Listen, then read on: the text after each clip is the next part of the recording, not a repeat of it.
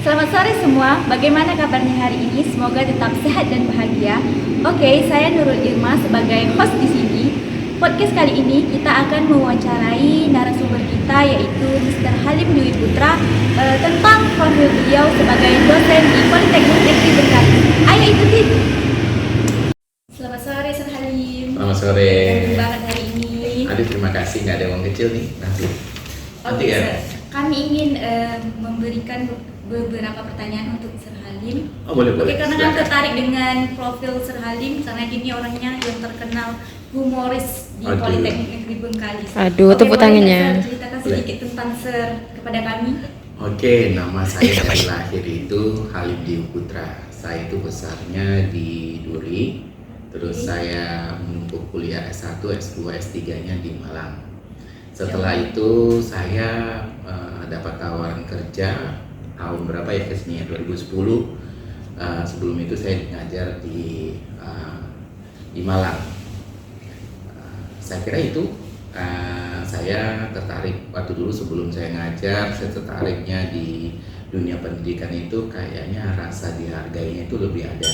Karena kalau di perusahaan kita antar pegawai itu saling kayak sikut kanan sikut kiri, misalkan ya cari-cari perhatian. Tapi kalau di dunia dosen itu setiap tahun mahasiswanya beda, setiap tahun karakternya beda. Itu secara tidak langsung saya terhibur dengan kelucuan, kadang dengan tingkah laku yang benar apa salah ya. Kadang-kadang kita itu pengalaman cerita yang menambah wawasan saya dalam hidup ini.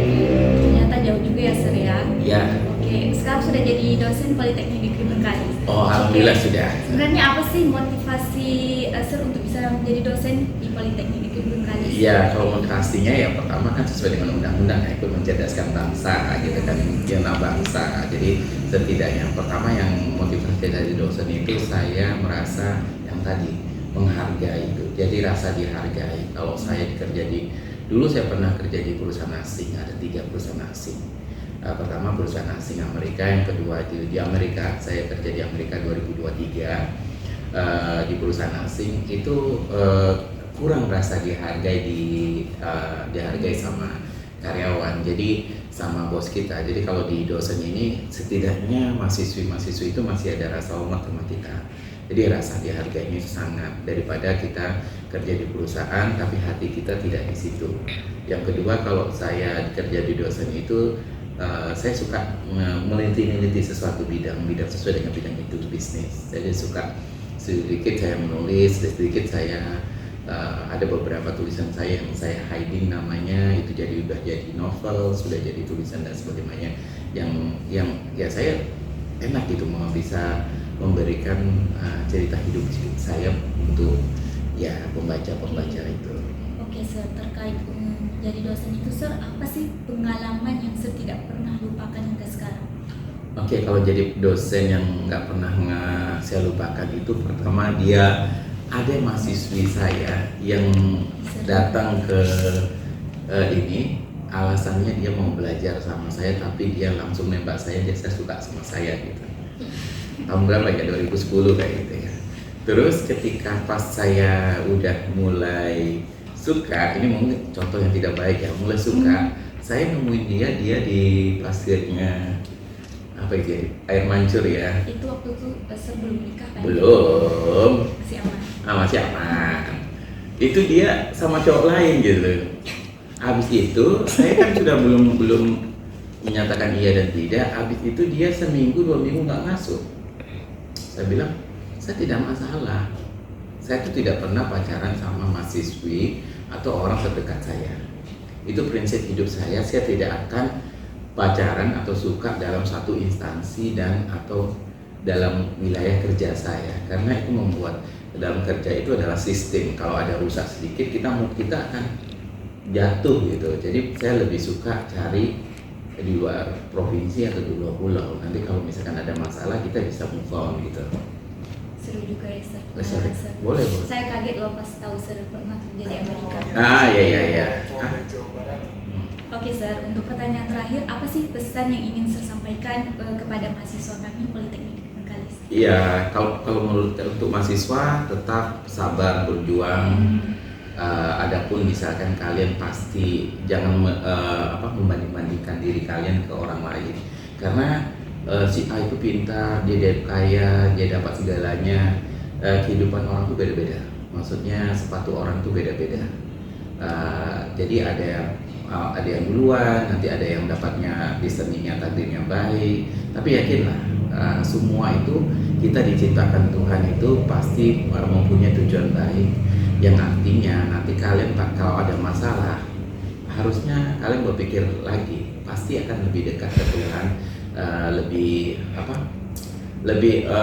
meminta, lebih serius memintanya. Nah, pada akhirnya kalian akan, intinya gini, tetap bersabar ada apapun cobaannya. Untuk mahasiswa, entah orang tuanya nanti ada masalah di rumah, jangan sampai putus kuliah. Saya yakin, percayalah, takdir Tuhan itu baik, indah pada waktunya. Jadi indah pada waktunya, pada waktu yang tepat. Ketika kalian berusaha, misalkan orang tuanya misalkan nggak support dia kuliah. Banyak mahasiswa saya dulunya itu orang tuanya berpisah, terus dia nggak mau kuliah. Tapi saya yakin sekarang dia jadi orang hebat. Makanya saya kira tetap bersabar, konsisten, buat semangat diri, kasih semangat tumbuh bahwa kamu ini bisa membawa suatu martabat yang lebih tinggi. Itu pasti yakin. Ketika kamu udah yakin, pasti yakinlah nanti Tuhan itu pasti akan bantu.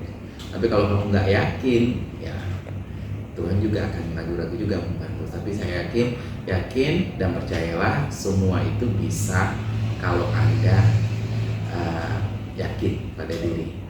Karena paksakan diri Anda, sudah paksakan itu terbiasa, udah biasa jadi luar biasa, nanti udah luar biasa nanti jadi expert ya ahli. Kalau sudah ahli, kalian kerjaan yang datang kalian, bukan kalian nyari kerjaan begitu. Jadi kalau kalian sudah kayak gold atau diamond, kerjaan job yang mencari kamu gitu. Jadi saya kira tetap semangat.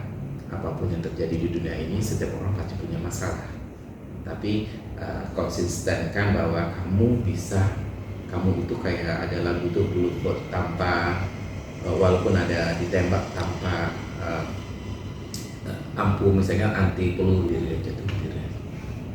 Banyak kisah-kisah orang yang gagal karena besoknya itu dia sebenarnya udah sukses tapi dia udah gagal.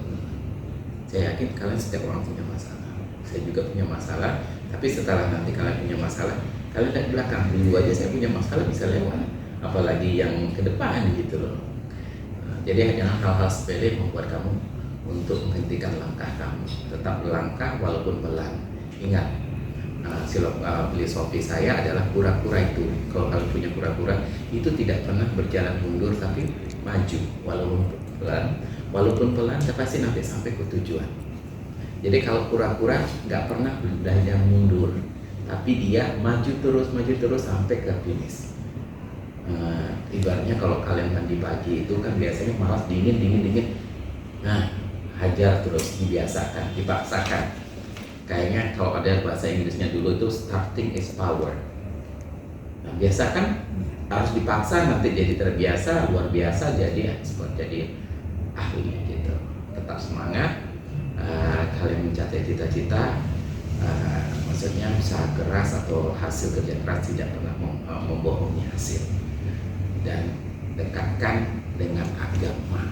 Yang paling penting, apapun agama kalian, saya yakin itu membawa kebaikan yang mengontrol diri kalian ke arah negatif. Oke, menarik sekali, Sir. Oke? Ya, kamu cut nanti. Cut. Oke guys, terima kasih karena sudah menonton podcast kami. Semoga bermanfaat bagi kita semua. See you.